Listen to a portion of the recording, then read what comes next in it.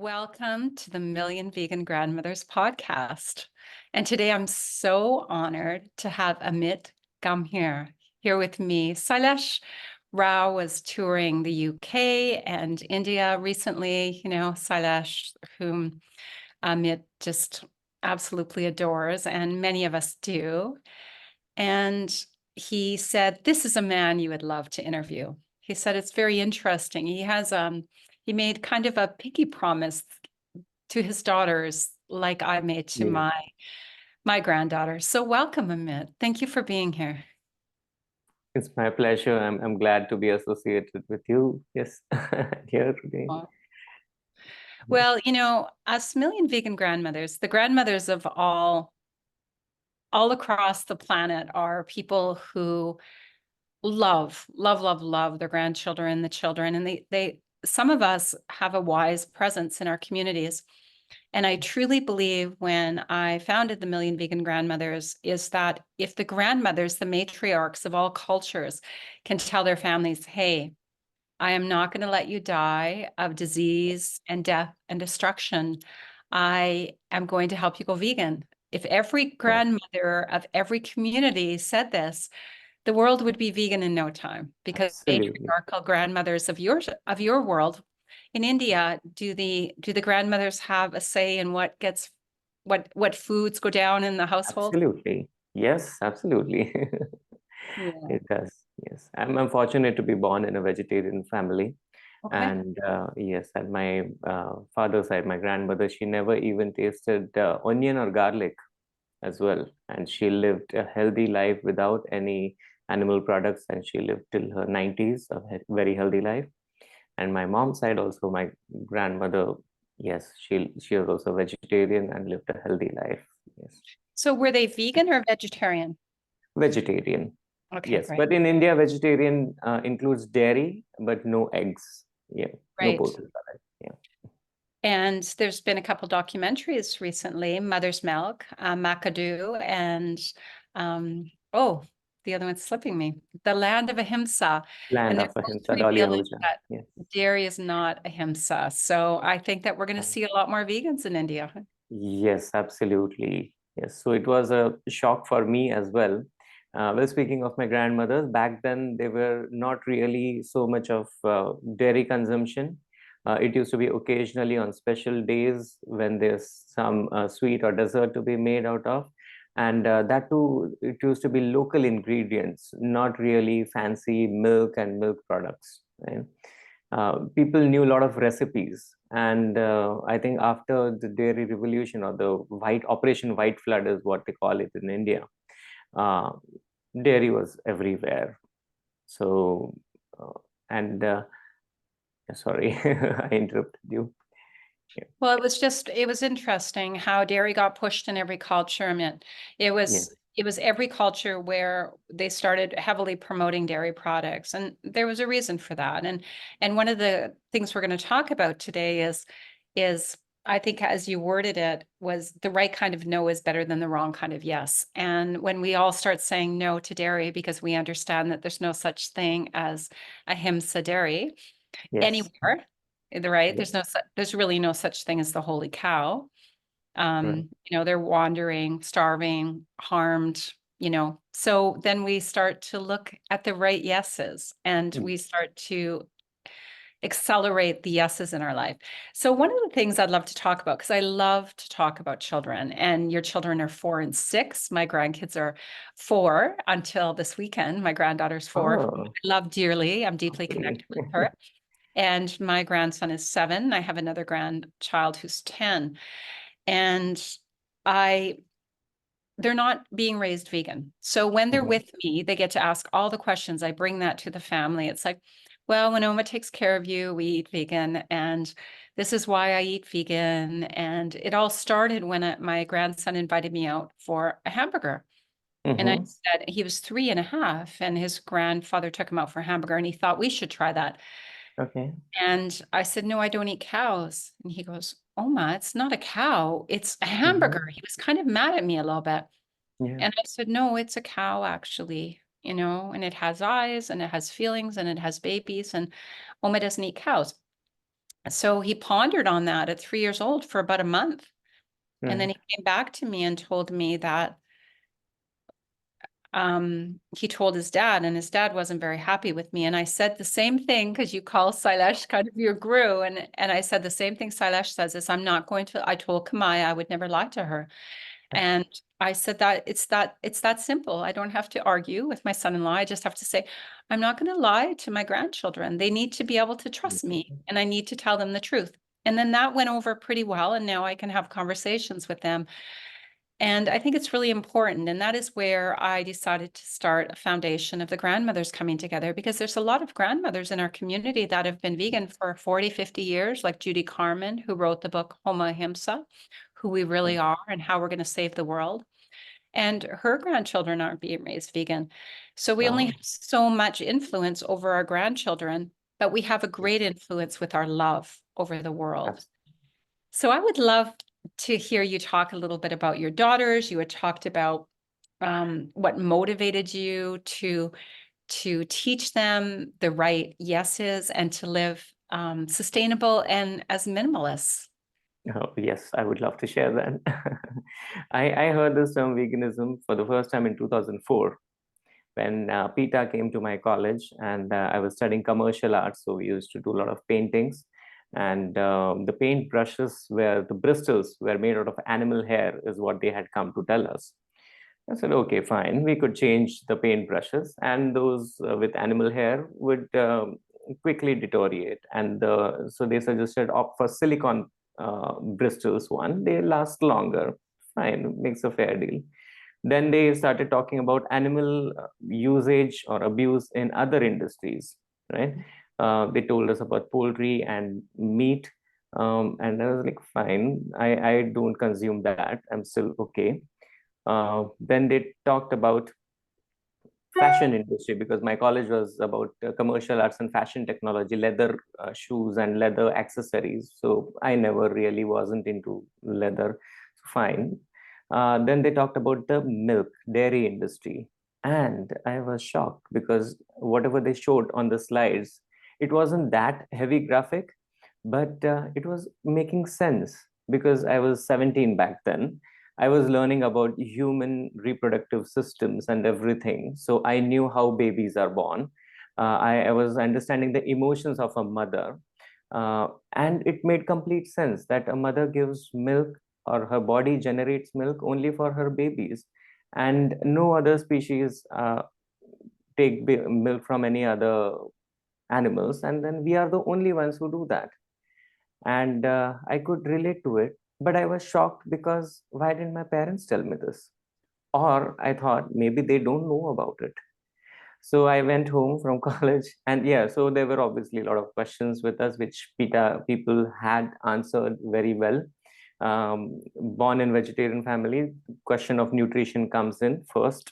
So they had all the slides prepared. They had cricketers back then who were consuming soya milk, and taking plant-based proteins in 2004, which was again a niche product market in there. And I went home. I told my parents today PETA had come to our college, and they told us about swapping these brushes because there's animal cruelty involved. And I have decided I'm not going to contribute to animal cruelty anymore. And my parents were proud of me. They said, wow, okay, we'll do that. We'll buy you new brushes. Then we sat for dinner, and then there was dairy products in it. I said, sorry, this is not allowed. This is also animal product. This is milk or buttermilk or ghee. And I used to love ghee. My parents were like, this is not animal abuse. So who told you this? I said, Peter told me. No, no, no, this is not veganism. This is against our religion. Krishna drank milk, this, that, blah, blah, blah. And nothing was convincing me, whatever reasons they gave me. And the problem was there's not much availability of products back then. Just one brand of soya milk, which was very powdered one, and I couldn't convince. And that was expensive as well. I was not earning member. I was just studying student back then. So my parents decided what comes in at home. I gave up on dairy products for quite a while, but then all the meals that were prepared had some sort of, and I couldn't say no. I couldn't resist myself. and I had to say yes. My father, he worked for Pfizer, and he believes that if we don't consume dairy, I would go malnourished. I would die probably, because I was just weighing 45. I was very thin and skinny, and most of my other friends who were eating meat and animal products, they were pretty much healthy, and they used to tease me, mock me. That is very common in India. So I succumbed to whatever parents told me. I started consuming dairy again with the fear of not to die of malnutrition, Mm. and I couldn't say no, so I said yes. And flash forward 13 years down the line, from 2004 to 2017 now, I have 1-year-old daughter. Me, my wife, and my daughter, we were all trekking at Bhutan, which is land of thunder dragons, a pristine carbon negative country. We were on a hike, and I started panting. I was obese, like from 645 kgs in 2004, and I was about 78 kilograms. Um, and I couldn't breathe in the purest nation. When we came back, we did all the medical tests and all, and the results were out. I was pre-obese, I was pre-diabetic, I had thyroid issues, uh, excessive sweating, and everything that a 30-year-old man shouldn't have. Mm.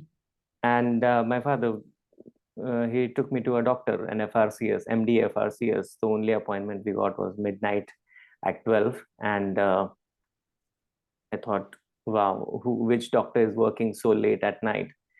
And there were a lot of other patients as well, similar lifestyle conditions, right? Non-communicable diseases is what they call, right? And we all were facing the same problem. And the doctor started writing a prescription. Usually, when they write a prescription, they also write how many doses do you have to take for how many days. For example, if you have fever, take this medicine for 5 days, and then come back with the results. Here, the doctor wrote prescription, but he did not write how many number of days. So I asked, this one value missing. How many days do I have to take this? He said for lifetime. Wow. And what was And the prescription for? Was it high blood pressure, thyroid. diabetes? It was for thyroid. No, not for diabetes. It was pre-diabetes. So not diabetes yet, but it was for thyroid and triglycerides and cholesterol and all. So, and I also realized that medical stores, the pharmaceuticals, were open for 24/7 now. And at first, I never really thought about it. But now I was thinking that so many people are sick now. India is also a capital of diabetes these days, right? And so before leaving the doctor's cabin, I asked, what happens if I don't consume this? If I refuse to take this medicine? He said, you would die. And that relates back to 2004. If I don't consume dairy, what happens? I die. I'm still dying, but now I have a 1-year-old daughter. I cannot die like that. And then all the slides that Peter had shown us back then about health, about environment, and by then global warming and all these sustainability related news were coming in 2017. And I said, this all makes sense. So I did not say no. I couldn't convince them. And I said the right instead of right kind of no. I said wrong kind of yes, and this is giving me troubles. I went vegan overnight, and I was an addict of dairy products. I would agree to it. I used Well, to they're very consume. addictive. They have Yes, casein, it's the protein molecule. So a lot of yes, people don't realize they're morphine-like substances. right. Supposed to make that baby So calf really love to come to its mama. absolutely. And when I declared that I am not going to consume dairy products anymore, everybody started laughing. And my mother started laughing. My wife, she said, there's no way you're going to quit on dairy products. You love everything. Let's see how long can you sustain this. So I said, okay. And I took it personally, very personally. And like every other vegan does mistakes, I ordered all the junk vegan products, whatever brands were available, two, three. I ordered cashew milk, almond milk, oat milk wasn't there, but yeah, I tried them out. And but suddenly I realized all these products are not needed anymore. I could just go for plain regular food and not consume any plant-based milks or anything, and I would still be fine. And that's what I continued later on. I anyways never loved tea or coffee or anything like that. So that kind of addiction was not there with me, but it helped me sustain this time. And then I started reading about animals as well, and what kind of abuse or torture they go through, just to keep me focused on the cause this time, because I Mm. don't want to go back and fall back on that journey. And that kept me alive. And when my daughter was weaning off, so she was 1 year old, now it was her turn, because my wife has started working again, and she didn't have to time to feed my daughter. And then, what milk does she go on to? Cow's milk. I said, no way that is going to happen this time. So again, the same melodrama, Indian family, like, no, you're going to kill your daughter. So that's up to me now. I'm the boss. Back then I didn't have choice. Now I do have. And then my daughter, yes, she was very cooperative. She used to see that daddy is drinking for something else. This is not just plain white, it has some tint or some flavor. And the packaging also looks nice. So she used to say, I want soya milk, with her little tongue. She used to say soya milk. And then she started liking it, and she developed a taste for it.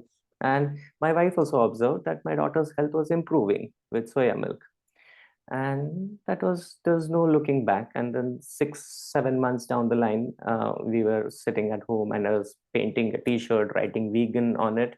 And my daughter said, can I paint with you? And we were painting it, and my wife clicked a picture of me and my daughter uh, painting it. And then uh, in the backdrop, you see, I'll probably share this picture with you.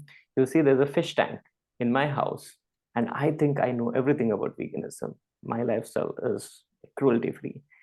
And I got that fish tank in 2015, or so, 2 years before this incident, thinking that it would reduce the, looking at the fish, the motion reduces our blood pressure, cholesterol, because my family runs through it. My mother has these issues as well. um, Prosperity from feng shui point of view, keeping fish at this particular direction brings you good luck. So my daughter asked me, daddy, what, like, why do we have fish in this tank? And Wow. so I said, it gives so and so, it brings us good luck, it reduces our anxiety, and it helps us. My daughter is asking me, but what does it give to the fish? Ah, So it was like wow. How a old tongue was in the she when tip. she asked you this? She was 2 years old. Oh, wow. And I said, you are a better vegan than me. And we took the fish out in a bag, and then there's a pond next to my house. We released the fish in the pond, and it was a relief. Oh, Yes. that's beautiful. You must have cried, you know? Yes, absolutely. Absolutely. It's so Oh, profound. Like she was naturally, like, children are so intuitive and so knowledgeable. We think they don't know anything. No, they understand the world better than we do, because they're a clean slate. There's nothing written on them, right? We are no. And with they corrupt and mind. Yeah. And they seem to be able to decipher and stay loyal among. So, an example, just a couple weeks ago, my granddaughter had a lot of congestion Mhm. and they eat a fair bit of cheese. And I said to her, she's 4 years old, and I said, Hadley, cheese isn't good for you. It makes you really stuffed up. And she looks at me as if to try to figure out whether I'm telling her the truth or not. She looks at me really deeply and then she goes, yeah, but mom Mhm. gives us lots of cheese. So like she can see both sides and she's not going to judge your mom, but she also accepts my truth. So they Right. seem to understand something that we don't give them enough credit for. You do with your daughters. Sailesh does with his granddaughter. And as a grandmother, it's quite easy for me to see that they can figure a lot out. They're pretty Yes. amazing. So you made a promise to your daughters about veganism Yes. in some ways. Can you tell us about that? Sure. Yeah. So me and my daughter, we used to roam a lot on the streets. And in India, it's very common to see fishermen, fisherwomen having the fish and slaughtering them then and there, and then packing in the polythene bags and going away. Or there's butcher shops on the streets where you see cages in which there are hens kept and all.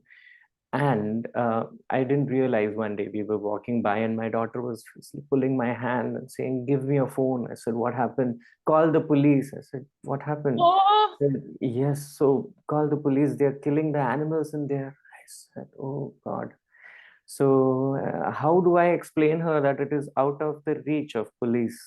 But it's So not police, illegal. How do you it is tell them not that illegal. There nobody is food. is going Exactly. to stop that, Yes. except So for us personally? so that was the point when I told her it's not the job of police. They are going to come here and probably ask them to not to do so. But the moment police run away for behind a thief or something like that, do some other important things, this man is going to start again. So my daughter's like, how do we stop them? So I said, it is Oh. my job. I'll do it. I'll do it. But okay. Just like Sailesh Yes, said to Kamaya, exactly. So it's when I was he reading said, do your Pinky, job. yes, so when I was reading Pinky Promise, I said, this is exactly my story, just in a different timeline. And then I wrote to Dr. Sailesh Rao, I made a Pinky Promise too. And he wrote back to me and we had a conversation about it. So there are so many things that relate to us. And um, in the meanwhile, when I was working back in India, I heard this word sustainability a lot of times from my customers, from my clients. We used to make a lot of animated videos for our customers, training videos. And I used to see that they are very much keen into zero liquid discharge or net zero or sustainability. Behind the scenes, I know they are not, because I used to go with the camera. I have all the documented footages about it. But this stuck to me that, okay, there's something called a sustainability, and I could do something with it. When I moved to UK, I had good time. I was taking care of my daughters, and also once they started going back to school, I had free time to think about what would be my next step in my career. And I said, why not put our logic before our senses, the taste and see and uh, hear and all. So what do? We listen to ads and jingles, we taste certain food, we look at the graphics, and we decide what to buy, right? But we never consider the implications of our purchase, of our buying capacity on the environment or the other species around us. So we need to apply logic before sense. So that's when I registered my company called Logic Sense Limited. And I said, okay, now I have to do something related to veganism. But if I use the word vegan, all the corporates are going to run away. So what is it that we could do? So I said, let's use sustainable nutrition for that. And that's how, and C stands for compassion or community. So that's how Sync Up was formed. And UP, UP stands for Universal Platform. And my daughters, they whenever now we go out for shopping, they can read labels, and they can see if a product is vegan or not. But then how do I explain sustainability to them? So I told them, you remember we went to a beach? I said, yes. And then while walking, there was a plastic wrapper under your feet. I said, yes, it was disgusting. Someone ate and threw it away. So what happens to those wrappers? So she said, I don't know. We should throw it. Where? In the bin. Where does it go after the bin? I don't know. Someone takes it. The garbage person, I mean, the one who comes to collect it, take it. And okay, what happens then? No idea what happens. So I said, they put it all on a ship and put it in the ocean. And when the ocean waves come back, they are coming back under your feet. So if you want to buy this product, although it says it is vegan, you will realize 30 years later that you were a small little kid, and you purchase this product, and 30 years later you find it under your feet, because plastic will never degrade. Although the product is vegan or not vegan, doesn't matter anymore. You should think, what does it give to my body? Is it healthy? Is it nutritious? Or is it going to harm my body?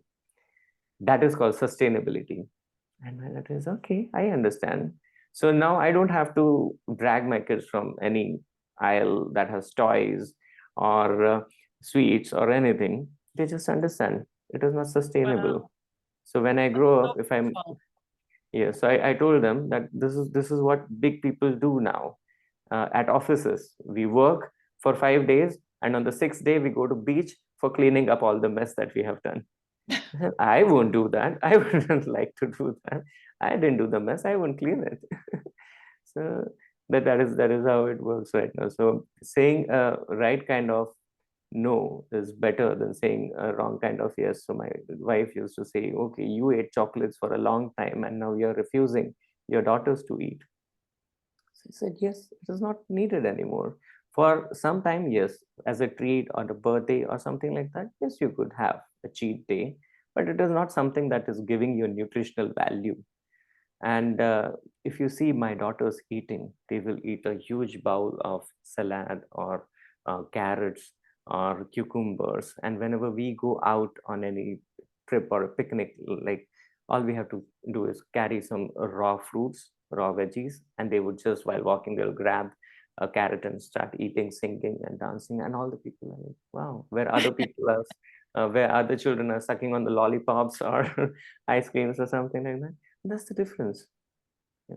Well, that's And beautiful because my granddaughter is like that. If she has fresh food in front of her, that's what yeah, she chooses, fruit. And all the things that aren't packaged are the best for us. So to go grab a papaya from the market and some oranges and whatever else is at the market, fresh, a bag full of fresh food. And yeah, that's what kids love. Kids are mono eaters. They love one thing at a time. And true. my granddaughter loves an apple cut up Mhm. or a piece of fruit. And so thank you for that. Thank you for syncing Yeah, the nutrition with the sustainability, because often people will have a lot of what they call transitional foods where they'll yeah, slip into the junk food veganism.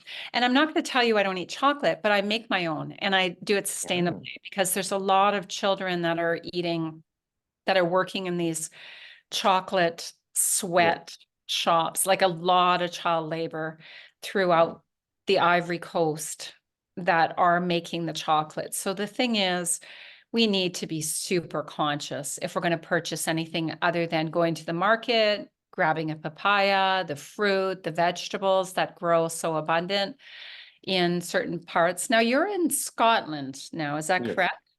yes. So you don't have the same access to fresh fruit as you would have in I do have. India. Uh, yeah, not compared to India, but we are a part of community garden where we are 40 members and probably an acre of land, and we grow all sort of fruits and vegetables in there. And my daughters go harvest it, we collect it, weigh it, and then we eat it then and there. So raspberries, strawberries, figs, pear, apples, everything grows in there. Rhubarbs, courgettes, I think zucchini it's called in US, right? Cauliflowers, spinach, coriander, everything grows in there. Tomatoes, Oh, that's we beautiful. grow everything together and we harvest. So it's every Wednesday and Sunday that we go in to our little farm and we harvest things. Yeah. So Oh, it's hands-on experience. So they get to learn a lot. well, that's perfect. So Yeah. you're an artist and you're building an app right now Yeah. and to allow people to have a deeper connection with sustainability and nutrition, Yeah. sync. And you're going to do a lot of the inputting, the writing and the art, I'm assuming. I'm also an artist. I love doing art. I actually just did a new painting for climate healers for the grandmothers. I have it right Oh, here. wow, great. I do a lot of watercolor. So I have to get it off of my, Will right blur. now I have it on, I have my screen on blur. So I have to get that off just because I have my kitchen background here. Oh, wow. Your So grandchildren are so lovely. yeah, they're quite beautiful. I'm just going to go on and get my blur off, my background blur. Okay. Yeah, so here is my grandmothers, the three grandmothers in the moon I painted the other day. I love Wow. I love just sitting and being quiet with what the canvas tells me. And I tell my partner, I'm always so excited to be able to take something white and turn it into something beautiful. Yeah, So tell me a little bit about your app and maybe, maybe I can help you with some of your art at some point if you would that would like. be great. That The would be great. grandmothers would love to have a piece on there. And one of the things that um, I was going to hopefully get going in the next little bit because I would like to have a contest for the world Women's Vegan Summit is going to be in LA this year. And our community, Climate Healers, has a really large community in LA. And I'm hoping to come and represent the grandmothers. And one of the things I was thinking about is to encourage people to take their favorite dish that their grandmother made and veganize it and bring it. And we'll have a contest for the best. We'll have a taste testing at my booth, the grandmother's booth, and maybe a couple other grandmothers will come. There's a few in LA area. And we will have a contest and veganize our food. So that would be a great thing to see on the app, the nutrition of the different cultures veganized, our favorite dishes that our grandmothers made veganized. Yes, that would be lovely. Yes, it is possible to veganize so many recipes. So most of my relatives, they think that my wife is compromising after going vegan, but it is not true. In fact, we have veganized every Indian recipe, and my daughters, they love it. I love it. I've eaten, my daughters haven't tasted the non-vegan version, but yes, I have, and I don't find any difference. We are not uh, losing on anything.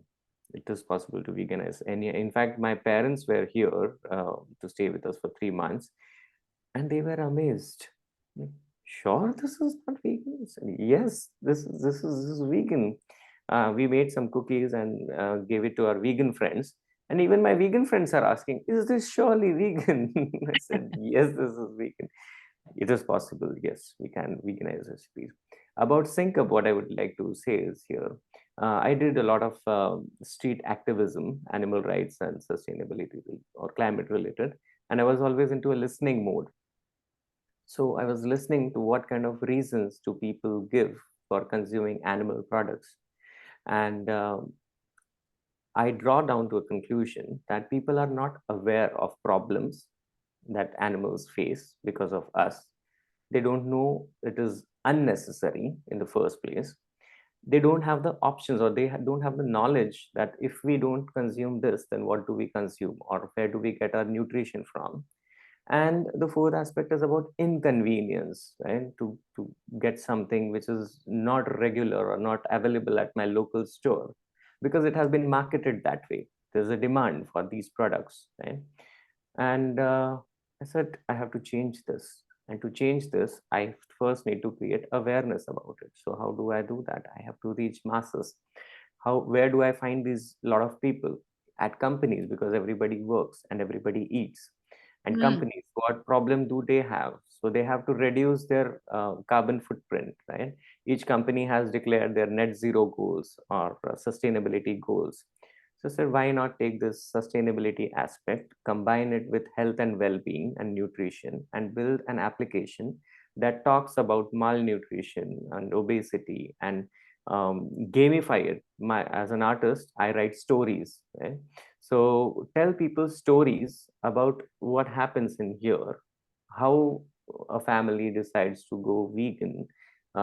Is it because of health reason that they face? Is it because of ethical reasons? And now they are facing challenges in going vegan, which I am expecting the learners would go through. And we tell through stories. Okay, they discovered this. They discovered how to eat a rainbow. Then which color represents what chemicals or what nutrient value, right? And how much do we need really? Do we need so much or do we need less? Each body type is different. Each season is different, right? There are foods which are available in the spring, in the winter, and in the summer. And there is a reason behind that. You're supposed to consume locally and seasonally. Why? There's a reason behind it, right? And all this affects our body. Whatever we put in affects our body. So this is what we need to tell people through stories. That is what SyncUp is doing now. And so I'm building an application that is, you can say, an e-learning platform, but for the corporates, it is also providing an impact dashboard. Because what is the benefit that the corporates would get? They could say, we trained thousands of employees. At day one, they were at this particular goal. It is a quest. So even my domain is sync.quest. Sustainability or nutrition is not something that you do on one day and forget it the next day. There's something new that we discover every day, like a quest. So users would decide on their quest. Okay, so I have to gain weight or I have to reduce my weight. I have to reduce my footprint. So I need to reduce my trash, maybe kitchen waste, food waste, or just in general, any waste that I generate throughout the day. So on day one, if I say I generated 12 bags in a month, so what happens 6 months down the line? I have probably reduced it from 10 to 7. So still I have reduced 3 bags. And this is what the corporates would be interested in, right? So the waste reduced or health aspect gain. So maybe 1,000 employees and 100 employees are taking sick leaves. So the number of sick leaves, although it is paid sick leave, but still there is a loss in business. But what happens when you improve on your health? The sick leaves go down, the mental health, the well-being, overall factors uh, are doing good. Your business is doing good. This is what the impact dashboard will do. It will give clear instructions to the corporate. See, this is what uh, sync up does for your customers. And for economy, particularly with respect to UK, here we import at least say 40% of the food from outside. And whenever there is say external factors like war or any climate or any flood in other country, not in UK, but still it affects the food. There's shortage of food in here, and there has to be resilience in this food systems. What do? We have good amount of land available, but all of it is being used, most of it is being used for grazing animals and raising animals. We can grow food. I have a working community garden in here, and we grow all sorts of food in here. So creating this demand for people first to understand why to eat local, why to eat seasonal, and then encouraging them to form their own community, not on sync up. Sync up is just to boost your morale or tell you that this is possible, but get out of your house, speak to your colleagues, speak to your neighbors, form community gardens, write to your municipal corporations, and tell them we need an allotment. We need to experiment this. What would go wrong? You would either grow, it would go bad, try it again. That is what everybody does, right? And there's a different level of satisfaction in growing your own food. This is what I'm trying to do with Sync.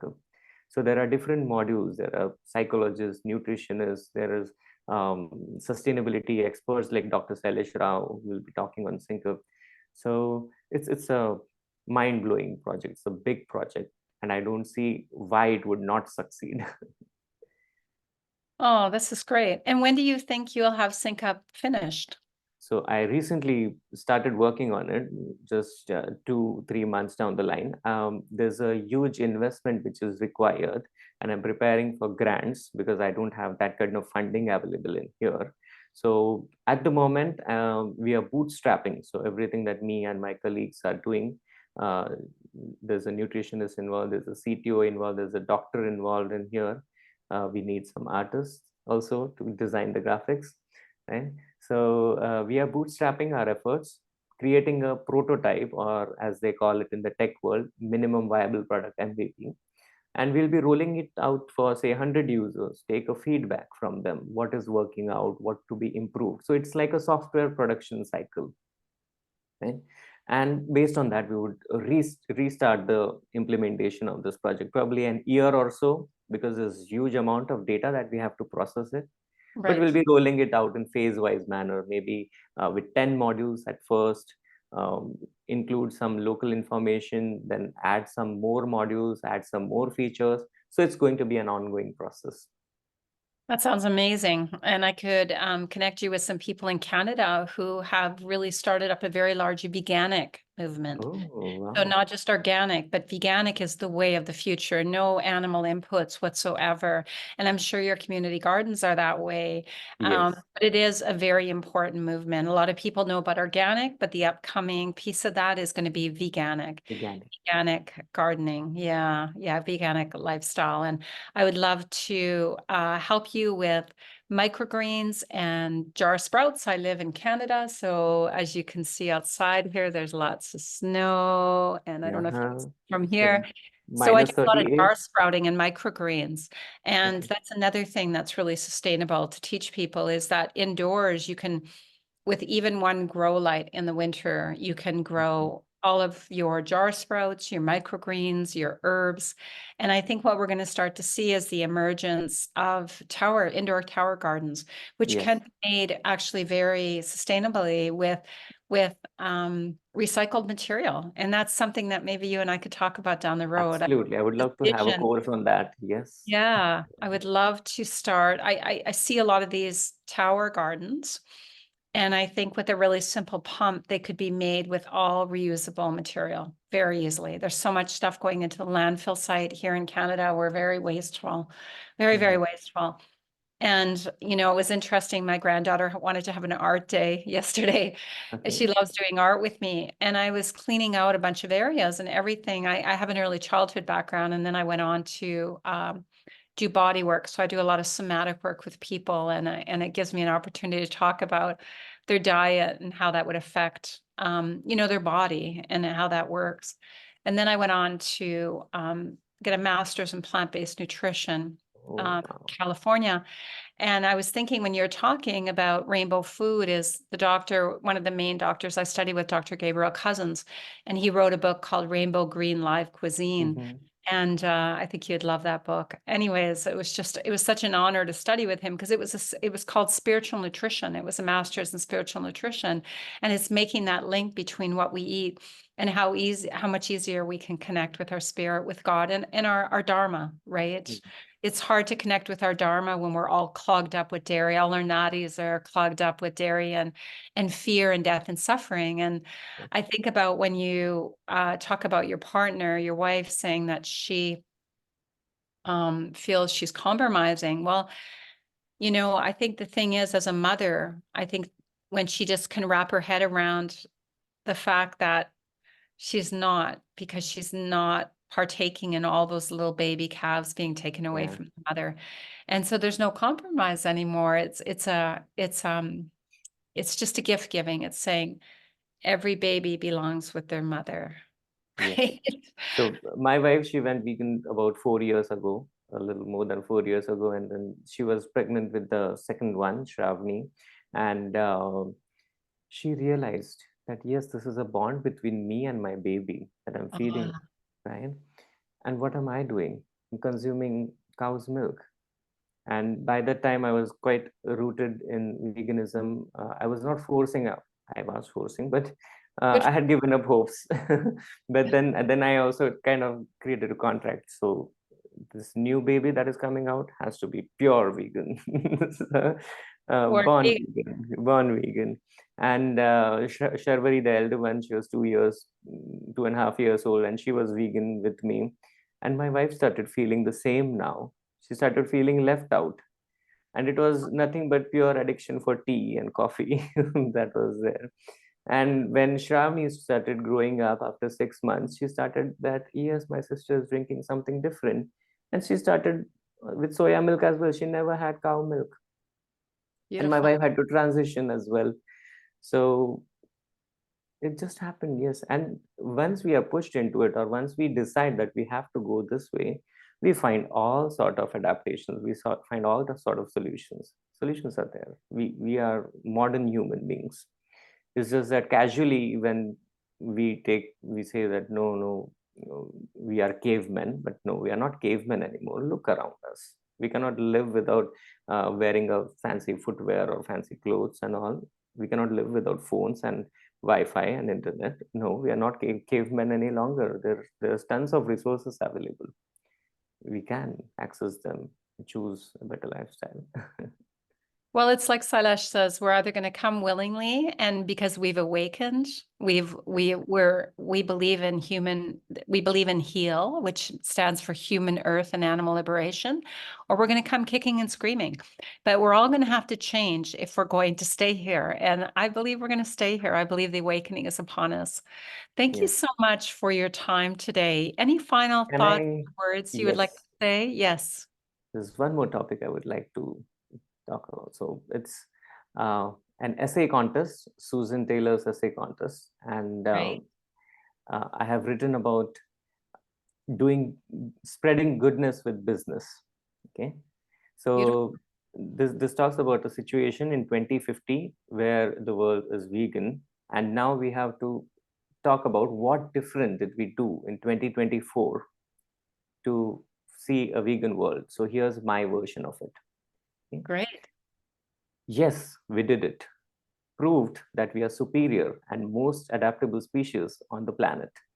But this time by embracing and not by endangering other lives. We always had the right tools, but they were at wrong settings. Year 2024 was when a handful of us came together and formed a strong fist. The first finger was honesty. We realized filters work better when applied on the mind rather than the photographs. So I'm referring to Socrates' three-question filter. The information, whatever that I'm going to say, is it true? What am I going to say? Is it a good thing? And what I do really want to say, is it needed and is it useful to the person that I'm saying? These are the three questions, most important ones. We accepted that image building was important than image editing and started applying this filter technique. Most of the frivolous talks that we do have stopped. Conversations started getting meaningful. People started sounding profound. The war problem was solved, and unanimously we agreed that the greedy rich shall no longer to be served. The second finger was harmony and symbiosis. We were struggling for food. Our species were fragile, hungry, and highly dependent on other species. Only this time for regeneration and not for consumption. The man made biodiversity loss, disappearance of species powered by greedy ones was affecting every one of us. Only smart way tackling that was to turn to the voiceless animals, apologize to them. We accepted the fact that our world is theirs too. Thanks to the image building, we started extending compassion to all species instead of just restricting to selective ones. The third finger, I would like to show it like this. Third finger for the rights. The greedy became needy. The rich ones, until then, proudly shoved their middle finger on those who were talking about peace, and shutting them up. Non-cooperation movement from working class made the richest realize and say instead, help us please, we shall give you the right. Give you the right. Okay. The oppressed now politely said, since you are only a few up there talking from the dark sky, why don't you come down instead? And we can start off from the ground again tonight. Our influencers learned to bow down, ask the oppressed ones for forgiveness. Thus, the entire community agreed on humility. Fourth finger was ecology. We were successful at starting the healing machine once the killing machine had stopped, like Dr. Salisha says. Yeah. We started eating plants and planting trees, restored balance, maintained health of our people and the planet. Mother Nature started taking over, but she was injured and couldn't do it alone. She needed our help. Right? The fifth finger was economy. We used human power to demolish this infrastructure, the artificial one, the factories, the farms that we had raised. We employed people to restore nature, planting trees. We deployed them on site to build wildlife sanctuaries instead of zoo and aquariums, and we pay people to take care of the voiceless instead of paying them to slaughter them. Mm. We realized our economy can still grow and generate jobs to restore the nature. So in 2024, we underwent a behavior change and transformed ourselves. In 2024, a turning tide began. A few united souls formed a powerful clan. Honesty stood tall. Socrates' filter applied truth for all. Frivolous talks ceased. Conversations turned sweet. Climate to be healed, everyone repeats.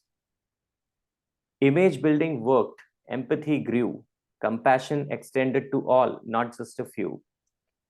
Profound voices echoed, war was no more. The rich, greedy agreed, their reign was over. Cooperation replaced oppression's might. Forgiveness sought humility in the light. Oppressed voices echoed, come down from your height. Let's start anew, restore what's right. Biodiversity loss made a man made plight. We turn to the voiceless creatures, sharing their plight. Balance being restored and health regained, Mother Nature was healing, but help she retained. Consumerist transformed, conservationist stood, extravagance replaced by a minimalist mood. Stress gave way to sweet relief, laziness defeated by an active belief. Human powered dismantled the old, restoring nature a story retold. Confusion subsided, confidence grew, deficiency turned to sufficiency, a breakthrough. A tale of change, a journey's success, for we are the architects, in goodness we express. Jobs for restoration, growth with green, a thriving economy, a planet serene. Every region has same religion, humanity restored peace, it feels divine. Abundance of fruits are here, now available in a punnet. Punnet is a British English word for a basket. Abundance of fruits are here, now available in a punnet. We no longer aim to visit any other rocky planet.